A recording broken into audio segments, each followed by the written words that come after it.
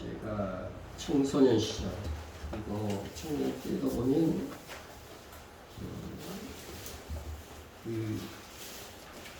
통행 금지가 있었어요. 그래서 밤 12시가 가까워지면은 다른 무슨 일보다 무슨 일을 해야 됩니까? 집에 가는 일을, 그죠? 하여튼 잡다한 일은 할 수가 없고 처리해야 할 일을 빨리 하고 집에 가는 일을 해야만 했습니다.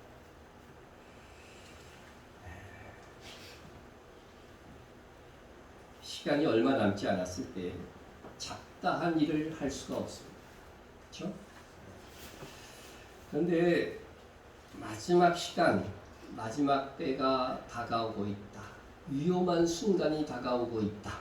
그럴 때에는 오히려 동물들이 더 잘 아는 것 같습니다. 이것이 스리랑카의 카루타라 리조트인데 무려 사망자만 15만 명에 달할 정도로 최악의 이 해입이 아시아 각 지역을 강타했을 때에 여기에 있는 동물들은 하나도 안 죽었다는 거예요. 해나죠?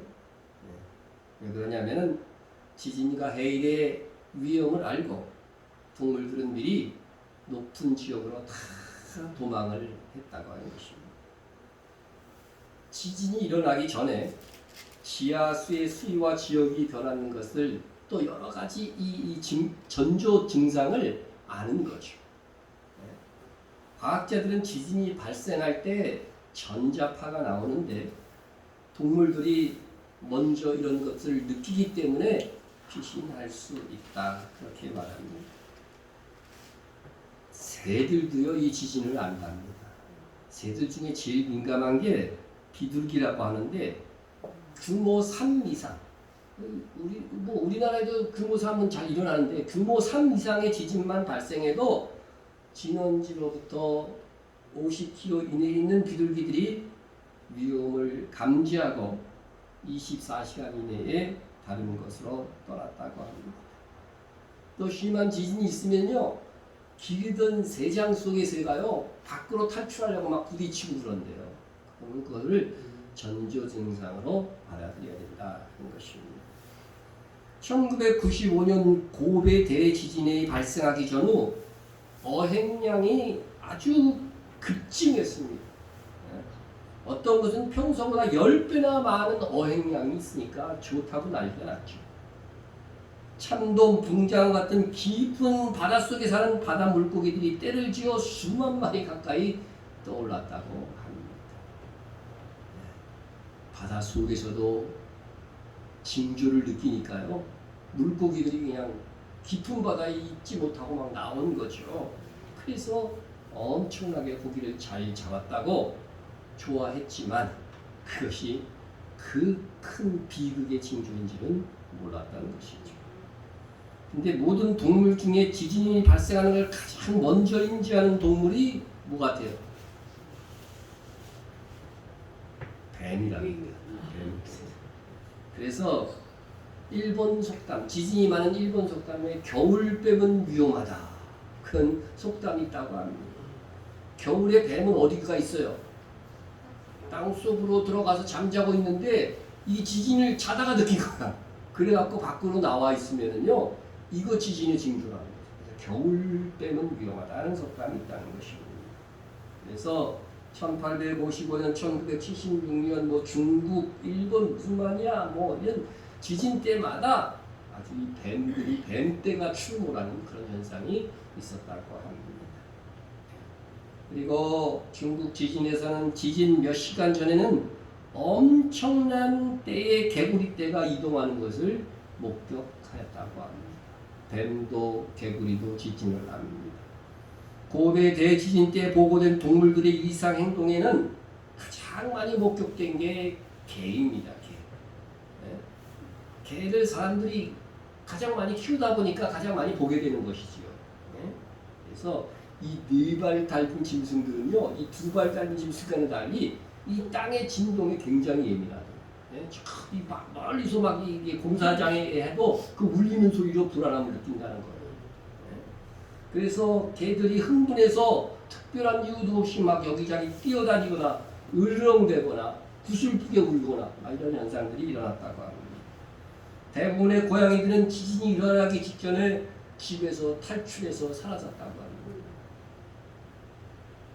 1923년 관동 대진이 발생하기 직전에는 동경에 있던 쥐들이 갑자기 사라져 버린 일화가 있습니다. 또한 고베 대지진 1995년대에도 쥐들이 역시 사라졌다고 하는 그런 보고들이 이어지고 있습니다. 종말의 시각을 아는 지식, 이것이 동물이 훨씬 더 잘 알고 있는 것 같습니다. 지진이나 태풍이 일어날까 하면 동물들이 가장 먼저 피신을 합니다. 부두에 배가 닿았습니다. 배와 부두 사이에 널판지가 놓여집니다. 이것은 사람들이 배에서 내릴 수 있고 탈 수 있는 방편입니다. 그런데 사람이 내리기 전에요, 쥐들이 쫙막 내리는 거예요.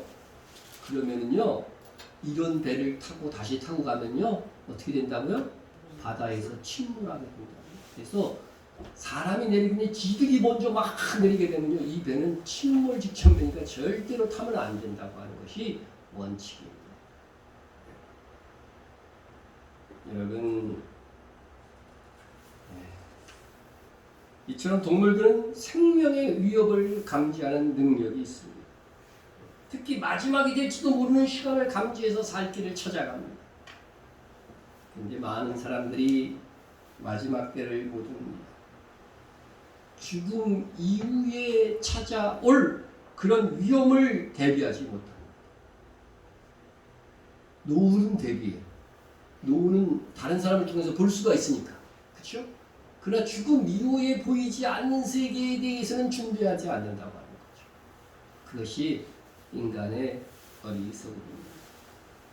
잡다한 지식은 많아도 인간 자아의 마지막 시각을 모르는 존재가 바로 사람입니다. 근데 바울은 달랐습니다.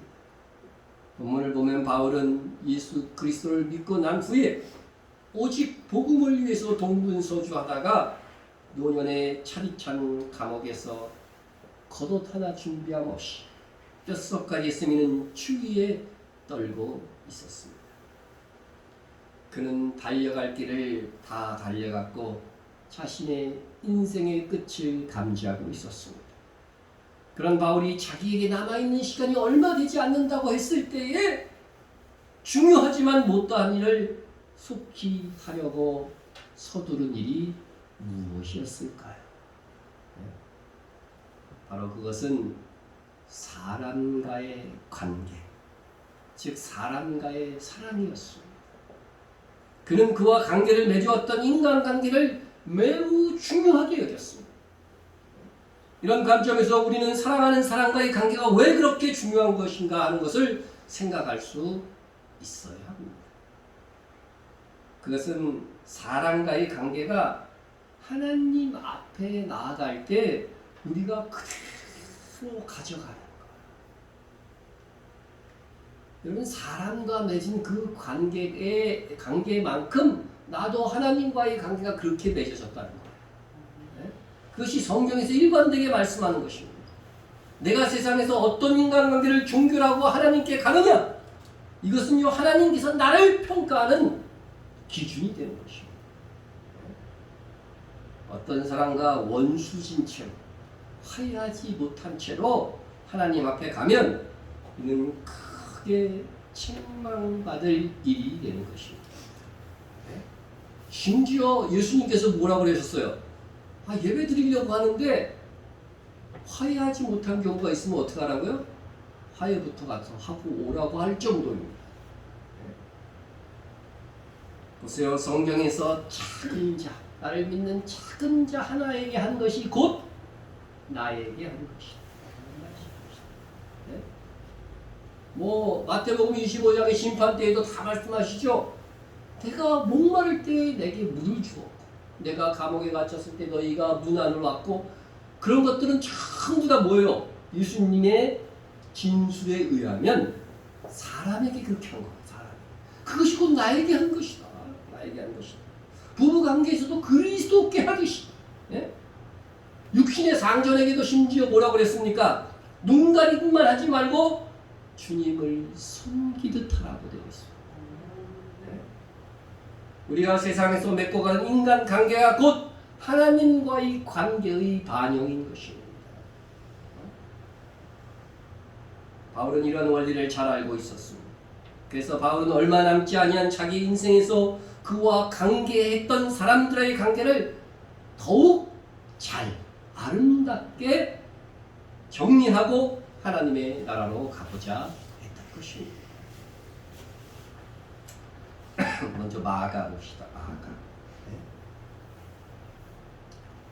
마가가 예수님의 제자입니까? 아닙니까? 저분은 착각해서 마가가 예수님의 제자라고 생각하는데 아닙니다. 자, 11절에 보면 마가를 데리고 오라. 그가 나 일에 유익하니라. 마가는 바울과 바나바와 함께 그렇죠? 전도 여행을 떠났습니다.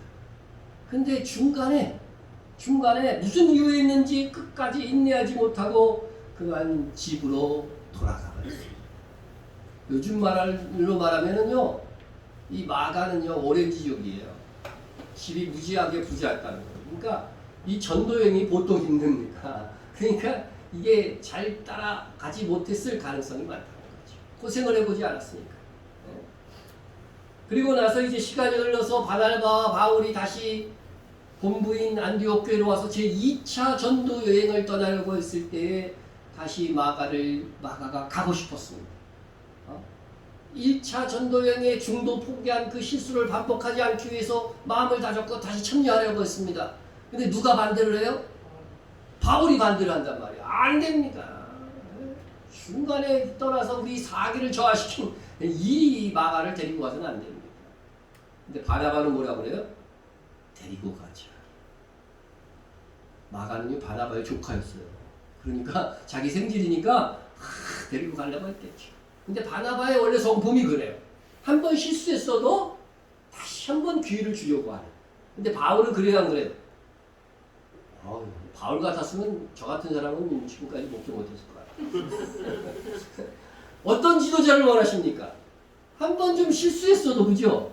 다시 쓸 수 있는 그런 바울이 위대한 사도인 건 분명하지만 이 장면에 있어서는 바나바처럼 좀 행동하지 행동했으면 좋았을 것을 하는 그런 생각을 하게 됩니다. 그래서 결과는 어떻게 됐느냐? 사도행전 15장 39절 이하에 보면은 서로 심히 다투어 피차 갈라서 이 대사도끼리 싸움이 벌어졌어. 그러니까 그냥 다투어라고 기록했으면 좋은데 성경에 심히 다투었다고 했으니까 이게 치고받고만 안 했지 하여튼 심하게 싸웠나 봐. 바나바는 마가를 데리고 배 타고 구부로로 가고 바울은 실라를 택한 후에 형제들에게 주의 은혜의 부탁함을 받고 떠나 리아와 길리기아로 다니며 교회들을 견고하게 하니라. 이걸로 봐서는 아마 바울은 그래도 전체 성도들의 어떤 지지를 조금 더 받았던 것 같아요. 예? 그러니까 형제들에게 주의 은혜의 부탁함을 받고 떠났다라는 그런 기록이 있습니다.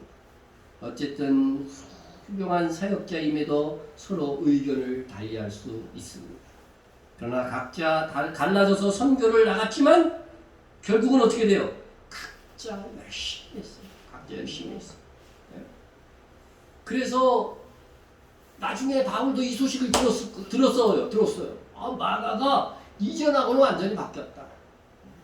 내가 마가를 좀 간용하지 못했구나. 실수했구나. 그거 알았겠죠. 그래서 이후에는요. 이 바울도 마가를 좀 데리고 다닙니다. 네. 골로새서 4장 10절에 보면 이 마가에 대하여 너희가 명을 받았으며 그가 이르거든 영접하라. 이제는 마가에 대해서 어떻게 돼요? 좋은 표현이 있지요. 네? 빌레몬서도 바울이 쓴 성경인데 또한 나의 동역자 마가 이렇게 표현하고 있어요. 나의 동역자다 이제 마가는 이렇게 표현을 하고 있습니다. 그뿐만 아니라 베드로도 마가는 어떻게 표현했냐면요. 택하심을 받은 바벨론에 있는 교회가 너에게 문하라고 내 아들 마가도 그리하노라. 여러분 바울이 아들이라고 표현한 사람은 누구예요? 디모데잖아요. 오늘 본문이 있는 그 디모데라고. 근데 베드로는요 마가를 아들 취급했어요. 그래서요 이 마가복음은요 베드로의 진술을 쓰고 썼다고 해가서 베드로복음이라는 별칭도 있어요. 그러니까 이 마가복음은 예수님의 제자가 아니었지만 마가는 베드로가 진술한 것을 거의 필사하다시피 해서 기록했기 때문에 이게 아주 베드로복음이라고 하는 별칭도 있는 것입니다.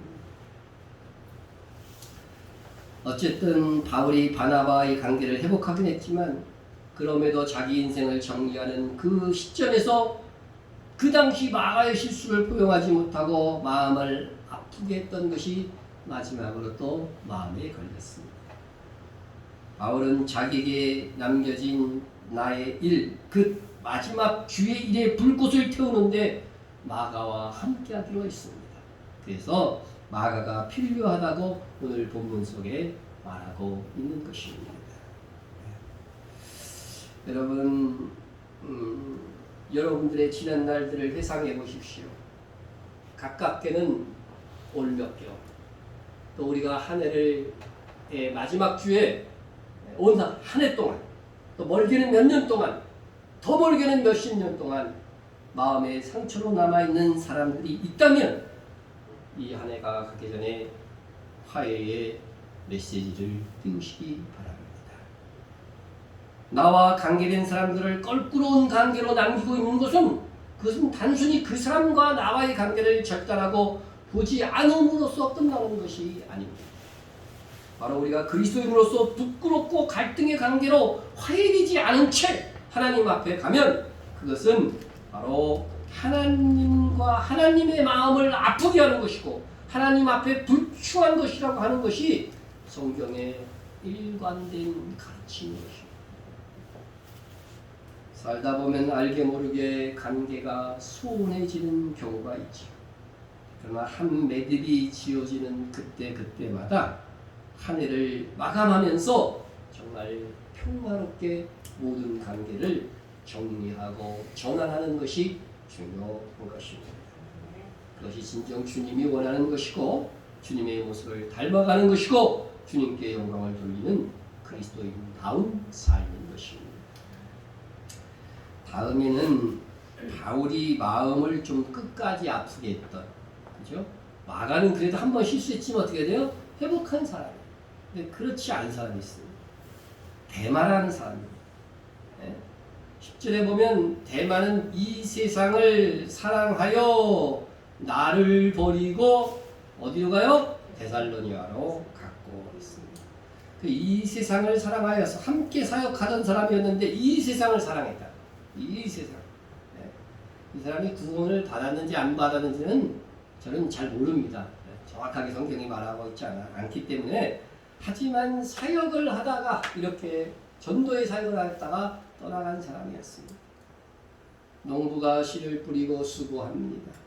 모심기도 하고 김을 메고 거름을 주어 가꾸다가 이제 농산물이 거의 수확의 지경이 되었습니다. 그런데 태풍이 와갖고 다 쓰러져가지고서 이제 추수를 못하게 됐어요. 그러면 수확할 만한 시기에 그렇게 되면요 손실이 너무 큰 거죠.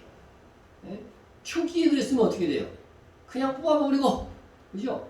다시 심을 수 있는 그런 기회나 있는데 수확철에 그렇게 되면은 이게 손실이 너무 큰 거죠. 대만은 처음엔 정말 잘했습니다. 충성스러운 주의 종이었습니다. 어느 정도 이렇게 막 자라가서 이제 정말 마음 놓고 쓸 수 있는 그릇이 되었을 때쯤 그만 세상이 좋은 거죠. 육에 속한 그리스도인이 된 거죠. 저는 구원은 받았을 거라고 생각을 합니다. 근데 육에 속한 그리스도인이 되어서 다시 이 전도자의 사명을 포기하고 떠나는 것이죠.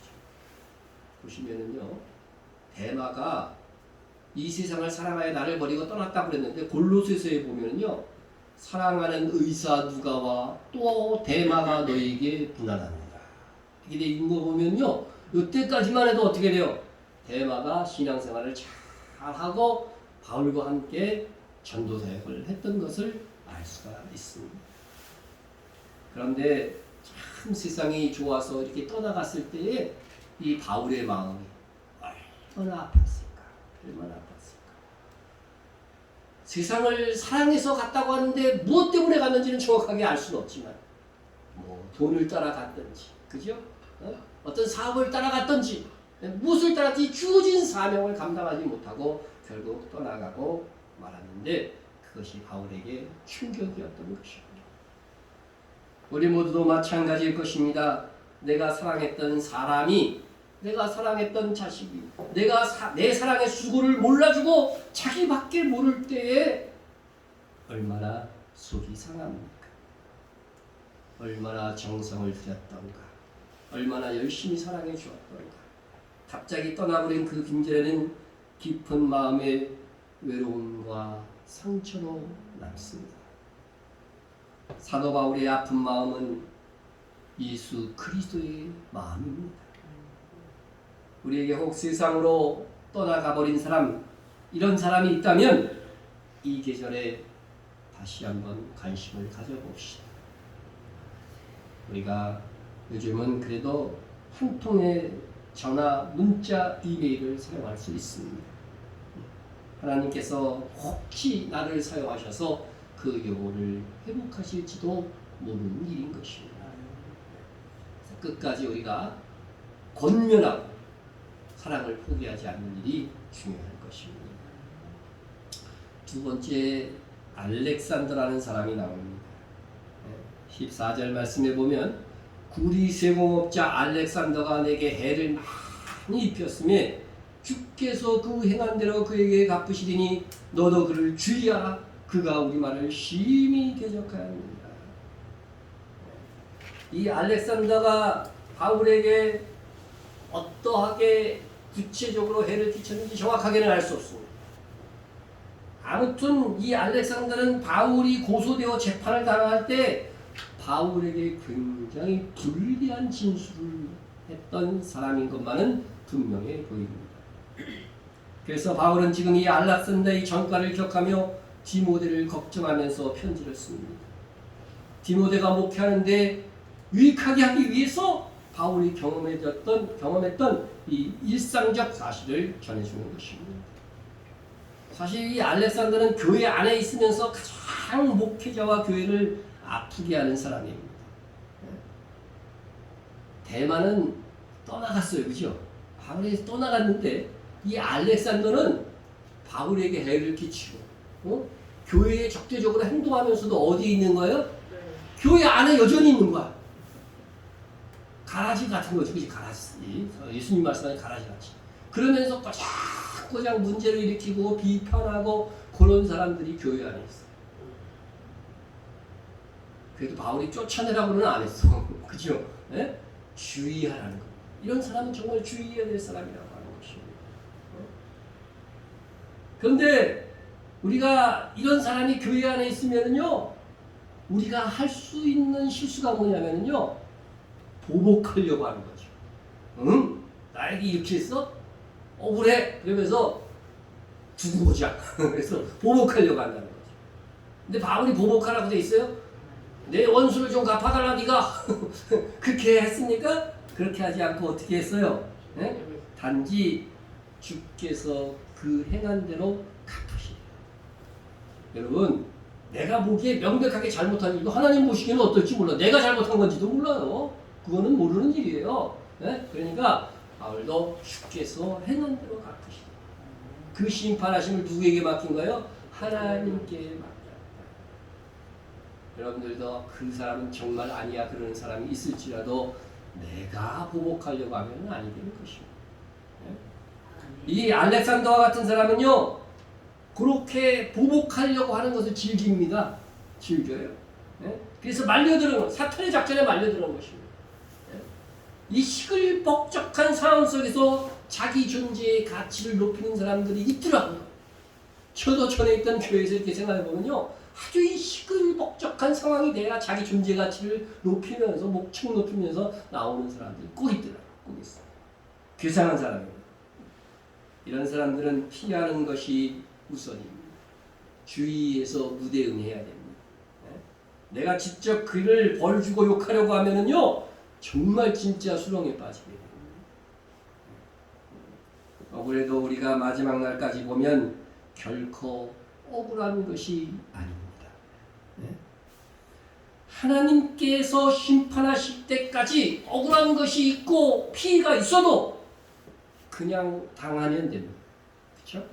그게 신앙인입니다. 사도들이 그 얼마나 무진 박해를 받았습니까?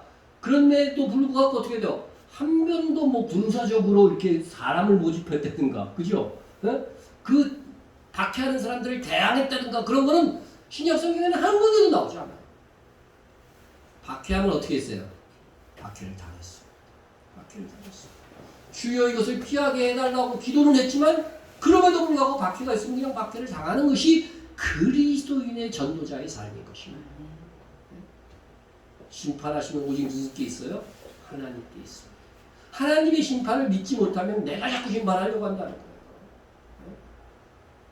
악한 사람은 그 심판의 벌을 피할 길이 없습니다. 그걸 믿고 우리는 평안히 박해 중에서도 살면 되는 것입니다. 이화대학 부속병원에서 있었던 실화입니다. 거기 여전도사님으로 병원 여전도사님으로 일하고 수고했던 전도사님의 이야기입니다. 아주 돈좀 많은 집안에서 며느리가 아이를 낳으러 왔습니다. 네. 보통 특시, 그죠? 보통 시대 아니라 특시돼서 아이를 낳게 되는데, 아이고 아이 낳았는데도 화환이 질비하고 말이요. 가족 친지 환영을 받으면서 정말 공주처럼 아이를 낳았습니다. 근데 정작 아들을 낳긴 낳았는데 아들을 낳고도 문제가 발생했어요. 아이가 낳으면 혈액 검사를 해보거든요. 근데 부모가 낳을 수 없는, 그 아버지에 피해서 나올 수 없는 혈액형의 아이가 태어난 겁니다. 아들이. 네? 그러니까 이게 간호사들이 쑥덕쑥덕하고 의사들이 쑥덕쑥덕하다가 마침내 이것을 알리는 게 좋겠다고. 그 어려운 일을 누구에게 맡겼느냐? 여전도사님한테 맡긴 거죠. 네? 들어가서 얘기하라고. 그래서 조용한 시간에 여전도사님이 총대를 메고 들어갔습니다. 당신이 이렇게 아이를 낳고 이 집에서 환영을 받지만은 사실 저 아이는 이 집 아이가 아니에요. 그러니까 이 며느리는 어떻게 하겠어요? 확 쫓기는 거죠. 아무리 뛰어봤자 이거는 명백한 증거가 있으니까 혈액형이 나올 수 없는 거라는 것을 이야기를 해준 거죠. 네? 그랬더니 결국은 울면서 이거 어떡하면 좋겠느냐? 네? 어떻게 하면 좋겠습니까, 여러분? 여전사님이 그랬대요. 어떻게 하면 좋긴요? 심은 대로 걷어야죠. 달리 방법이 없다는 겁니다. 크면 다 알게 되는 겁니다.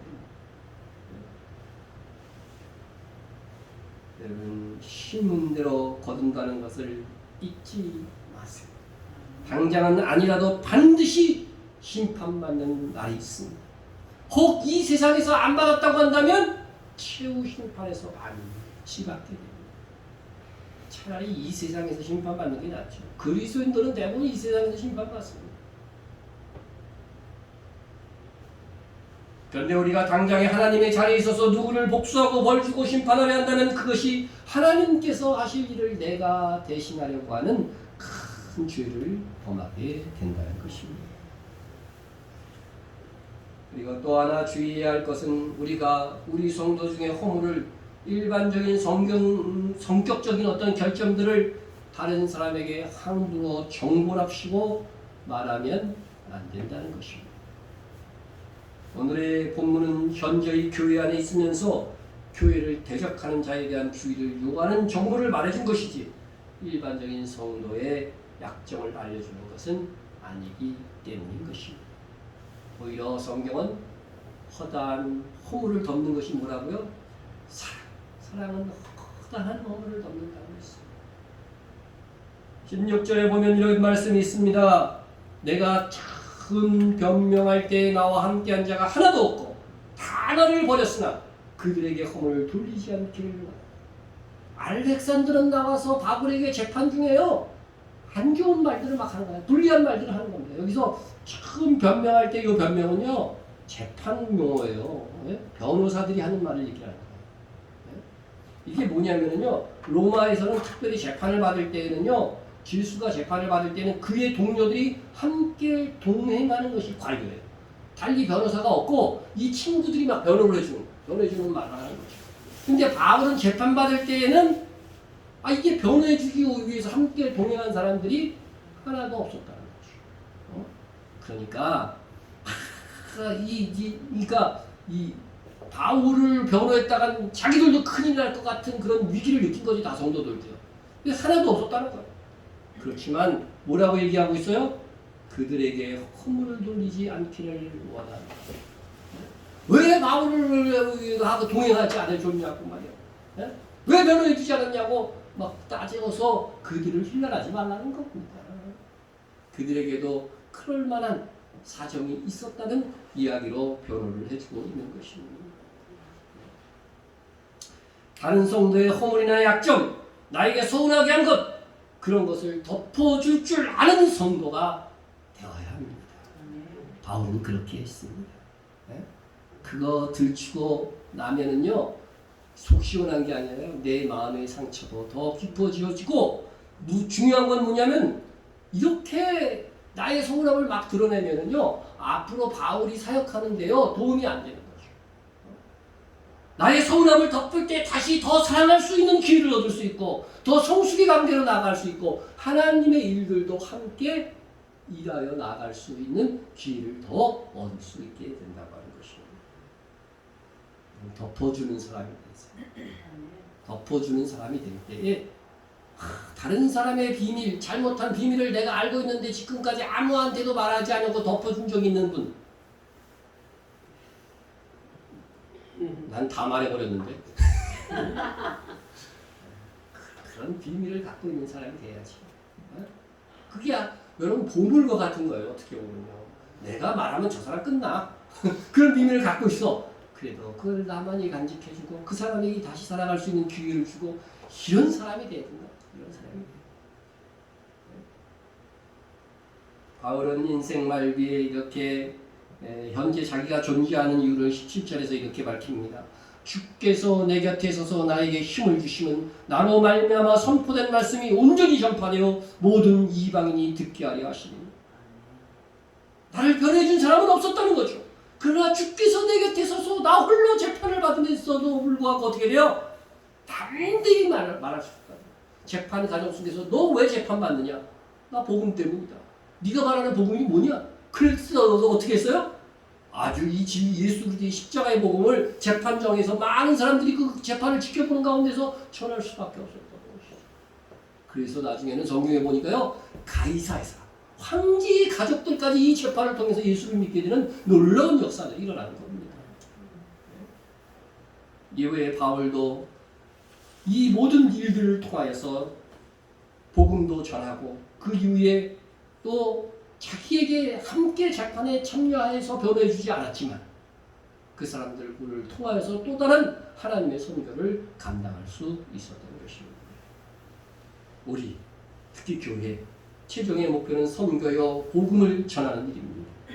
그런데 다른 동료들의 허물을 들추고 소문내고 그래서 갈등을 야기시키면 그와 함께 하나님의 복음을 이룰 수가 없어요. 디모데, 특별히 목사에게는 이것이 굉장히 중요한 것이고요.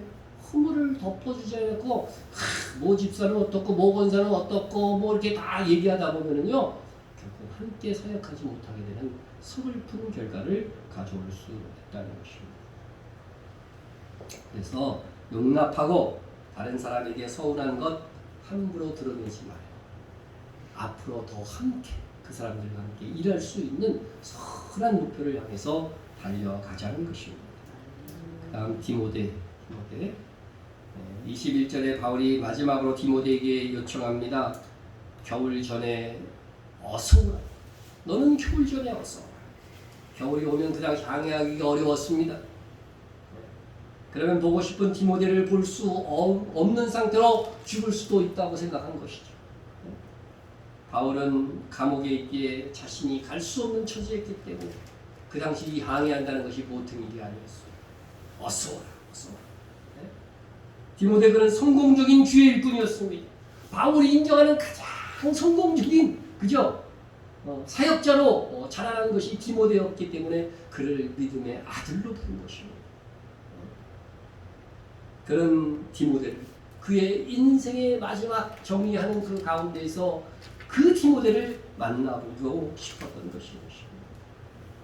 바울이 인생을 정리하면서요. 그래서 우리도 인생을 정리하면서 가장 사랑하는 사람들의 얼굴을 보고 싶어 하잖아요. 그것이 그 관계를 더욱더 돈독해 하고 일생을 마감하는 것은 너무나도 성경적이고 하나님이 원하시는 일일 것입니다. 하나님의 마지막 달인 이 계절에 무엇보다도 주 안에서 사람과의 관계를 보다 아름답게 가꾸시는 여러분이 되시기를 바랍니다. 아멘. 사랑하는 사람과의 관계를 상승시키고 깨어진 관계를 회복시킬 줄 아는 것, 그것이 한 해를 가장 잘 정리하는 것이라 생각합니다. 물론 요즘은 비대면 하기 때문에, 하지만 이 비대면도 한 번의 기회이고요. 문자나 카톡으로 이렇게 이 소식을 전하는 것들도요, 오히려 만나면 성질을 내고 싸울 가능성이 있는 사람들한테는 참 좋더라고요. 감정을 가라앉히고서 이렇게 읽을 수가 있기 때문에 괜찮은 방법이에요. 예? 예? 저도 그런 경우가 많았어요. 만나면은 화해하러 갔다가 싸우고 오는 경우 있어요. 근데 이 문자로 하면은 절대로 그런 일이 없어요. 그러니까 이것도 잘 사용해서 우리가 지혜롭게 한국의 관계를 잘 유지할 수 있기를 바랍니다. 기도하겠습니다. 사랑의 하나님 아버지, 감사합니다. 한 해가 저물어가는 이 시기에 우리가 정말로 우리가 맺고 있는 인간관계, 이것이 하나님을 얼마나 사랑하는가를 반영하는